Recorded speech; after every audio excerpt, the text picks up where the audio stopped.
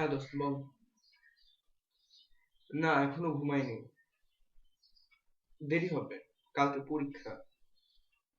আর বলিস না, ভার্সিটির এত প্রেসার, কিচ্ছু ভালো লাগে না। আর তুই তো বুঝিসই আমাদের ডিপার্টমেন্টের কত পড়া। আসলে ওই ব্যাপারটা নিয়ে আমি তোর সাথে কালকে কথা বলি, আজ মানে আগামীকালকে পরীক্ষা তো, পড়তে হবে। আর বলিস না, প্রচন্ড ঘুম পাইছে, আর কিচ্ছু করি নাই এখন পর্যন্ত। কি যে হবে কালকে পরীক্ষায় কে জানে। ওকে আচ্ছা, গুড বাই। গুড নাইট, ভালো থাকিস। আর ফোন দিস কালকে। ওকে, গুড নাইট, বাই।